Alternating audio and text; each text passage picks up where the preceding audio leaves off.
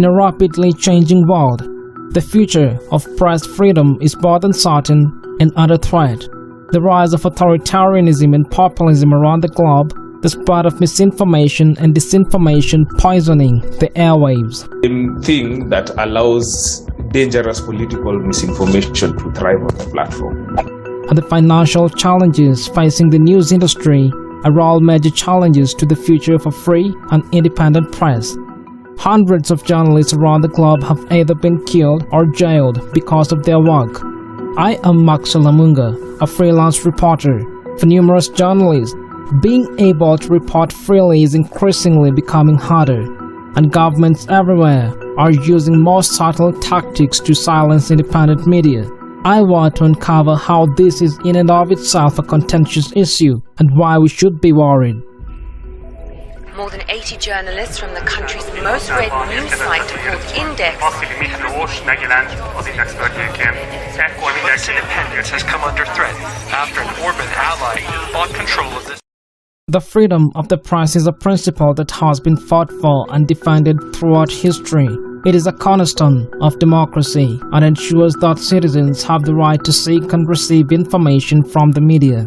This concept dates back to ancient Greece, where it was first codified into law.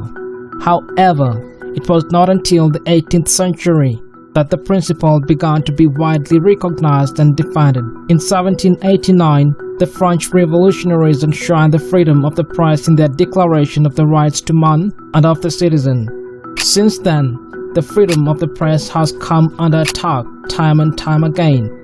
In the 19th century, newspapers were censored by the government in many countries. In the 20th century, dictatorships and communist regimes tried to control the media in order to control the population. But the principle of the freedom of the press has survived and is now enshrined in the constitution of many countries. In the 21st century, the media is freer than ever before, and citizens have unprecedented access to information.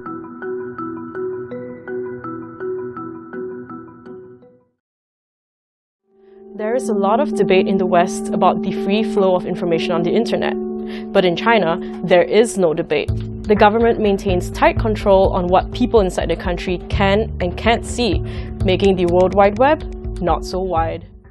Authoritarian regimes are increasingly using the tools of the digital age to control the flow of information and silence critical voices. In China, the government has developed an elaborate system of censorship and surveillance to control what its citizens see and read online. In Russia, for instance, the government has used its control over the media to wage a campaign of disinformation and propaganda against its opponents, both at home and abroad. And in Hungary, the government has utilized its power to impose heavy taxes on foreign-owned media outlets and force the sale of domestic media outlets to pro-government allies. These trends are compounded by the spread of misinformation and disinformation online. Social media platforms like Facebook and Twitter have become fertile grounds for the spread of false and misleading information, which can have a serious impact on public opinion and the political process at large. Today, the challenge is that everybody can write, anyone can publish, and news is traveling much faster. We are sharing, the technology has made it possible for people to share information wider. So there is a little bit more freedom if you look at it from that point. But the challenge of actually being able to run what we're calling legacy media and making them survive is what is, for now, for me, I think it's the biggest challenge. Because media houses tend to be pushing, they're running for the bottom line. They seem to have been caught off guard by these changes. They have yet to adapt to the changing media ecosystem such that they seem to be scrambling. That is why you see sometimes legacy media, which should, for all intents and purposes, be like the one we believe to be giving us the truth, as close as the truth as we can imagine, or the facts as is possible, are following social media. The rise of fake news and the use of bots and trolls to spread disinformation are all major challenges to the future of a free press. What happens to a world without facts? You don't have a shared reality. It's a cacophony. right? And that's exactly what we have right now when facts and lies are identical, when algorithms distribute the lies further and faster. All these factors combined create a very uncertain future for press freedom.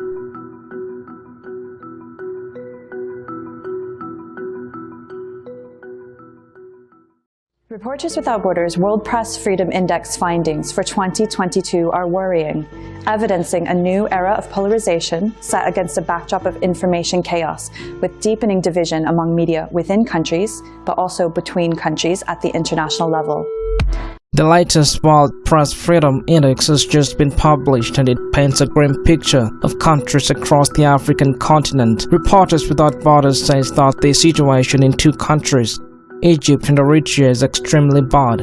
Egypt is described as one of the worst prisons for journalists, and Eritrea has the second lowest ranking in the world after North Korea. Some African countries enjoy guaranteed press freedom, such as Namibia and South Africa. And Africa's most populous nation, Nigeria, has a rich and diverse media landscape. But Reporters Without Borders says that it is one of West Africa's most dangerous and difficult countries for journalists, who are often watched, attacked, arbitrarily arrested, and even killed. My experience is that I've had to flee the country for the sake of my own personal safety. If I want to maintain my freedom and possibly my life, I simply cannot be in Nigeria. I currently live under asylum protection in exile in a country that I'm probably not allowed to name here. So my experience has been completely at odds with whatever it is that Lai Mohammed has had to say. And what I will also mention is that even though we no longer have parcel bombs being delivered to journalists, or journalists getting bullied in the newsrooms by soldiers, wielding AK-47 rifles in their faces, it doesn't mean that Nigeria has a free press in any way. The same trend applies to countries such as Uganda, where journalists who criticize the government are attacked or kidnapped, while President Yoweri Museveni even described journalists as parasites in 2018. Ethiopia, on the other hand, is making progress. Since April 2018, Prime Minister Abiy Ahmed has facilitated the release of imprisoned journalists and restored access to 250 news websites. Moreover, the media in Eritrea is under the complete control of President Isaias Afwerki. The government shut down all independent media outlets in 2001. The only independent radio station currently is Radio Area, which is currently run by exiled Eritrean journalists, but its signal is often blocked. Additionally, since 2016, political tensions have been used as an excuse to undermine freedom of information and the independence of the press in Zambia. The authorities have shut down the country's main independent newspaper, The Post, and several radio and TV stations had their licenses taken away. In March, a private TV station was forced to close because its reporting was considered biased. And lastly, Rwanda. Under President Paul Kagame, the press is still tightly controlled. Foreign journalists are often not given accreditation. The 1994 genocide is referenced when the government calls critical journalists divisionists. Many Rwandan journalists have fled the country and work in exile, leading the government to increasingly block access to foreign broadcasters such as the BBC. And this is just but the tip of the iceberg of the press freedom situation in Africa.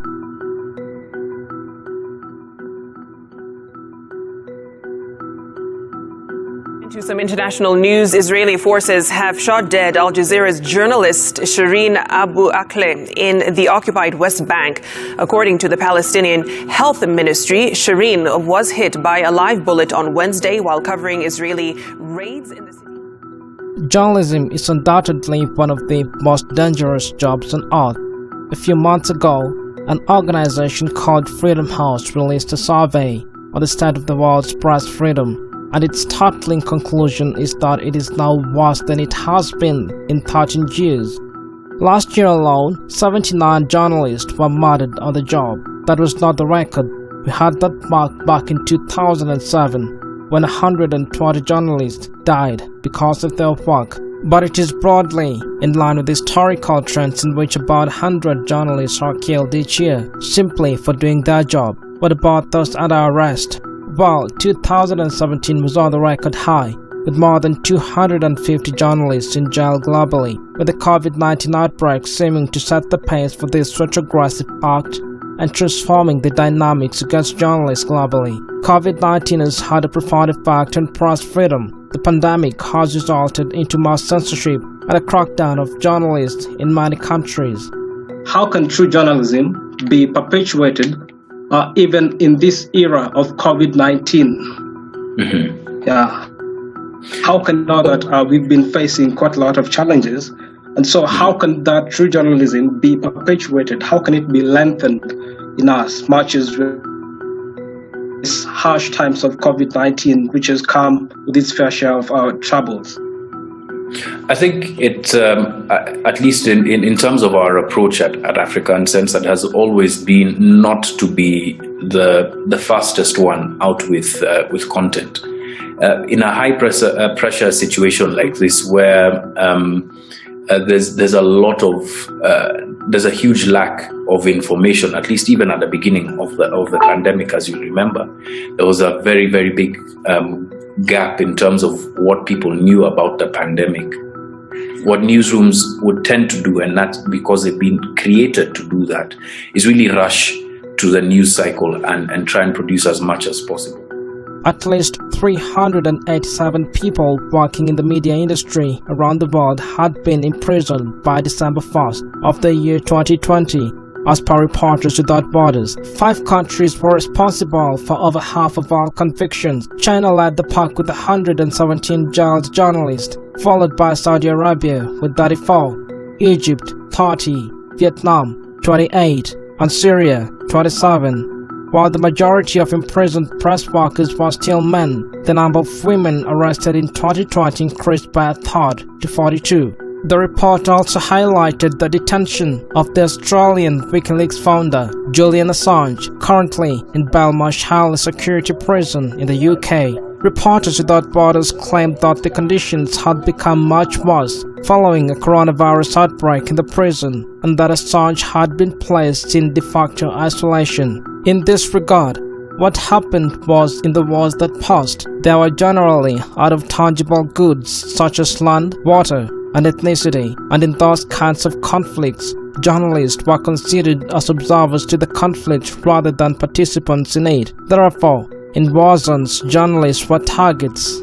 But George W. Bush, the 43rd American president, changed the dynamics when he stood up in the Congress after the 9/11 attacks and said that you're either with us or with the enemy. With this single statement, what George Bush did was that he made the conflict a binary choice. For journalists, that was incredibly challenging because it meant that if you are doing a job and reporting in line with the professional standards of balance, accuracy, and fairness, then by definition you had to go and report from the other spectrum of the conflict to get information. This meant that you become part of the enemy in the eyes of the government. This is not an abstract idea, but an idea that has had serious consequences to journalists globally.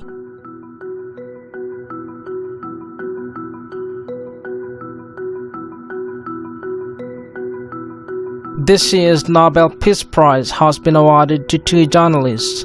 A clear message that press freedom is crucial for peace and democracy. But with journalists increasingly being targeted across the world, how do we protect press freedom? Well, at first, we have to embrace the fact that social media is not a substitute for press freedom. Social media is not a replacement for press freedom because press freedom ensures that journalists can report on the news without fear of retribution. Social media does not offer the same protection to journalists who can't be censored or even banned from platforms for speaking out against the government or powerful interests. One of the biggest problems in the media in Uganda is self-censorship. When the president told him to leave his family and his wife alone, I don't think I ever wrote an article mentioning Museveni's wife again until I left Uganda. Additionally, journalism is a linchpin of democracy. Journalism is important in a democracy because it holds elected officials and government agencies accountable to the people. Presidents, prime ministers, government ministers. It also informs the public about what is happening in their community, state, and country. And lastly, governments should not tell journalists what news is. This could lead to censorship. If the government is the one dictating what news is, they could easily censor information that they do not want the public to know. This would limit the public's ability to make informed decisions and could lead to corruption. Similarly, it could create a biased media. If the government is only allowing certain information to be reported, then the media will only be presenting one side of the story. Online is where it's at its worst. There is relentless trolling from the audience's part, mountains of misinformation, and the WhatsApp culture that pushes the most divisive content straight to your phone. The platforms themselves have the biggest role in ensuring that they're not contributing to a polluted information environment, because they are the holders of the black boxes that are the algorithms. They have all the data. Then there is television, poisoning the airwaves. With the government in control, hundreds of 24-hour news outlets almost studiously neglect substantive stories, the precarious position of the health sector, the epidemic use of substance abuse, and the deep issues unfolding in climate change. Instead, they want the audience to rely on content that ruptures up conflict, that mainly amplifies on the us versus them narrative. This would not only give the public a full understanding of the issues and could lead to misunderstanding and division.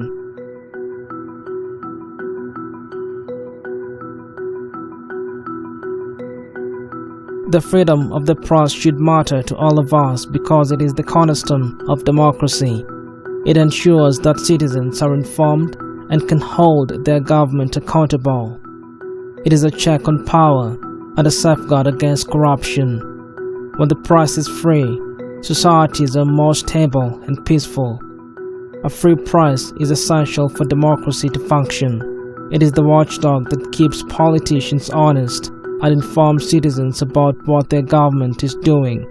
A free press is also crucial for stability and peace. When citizens are informed and can hold their government accountable, they are less likely to resort to violence. The freedom of the press is a fundamental right and should be defended.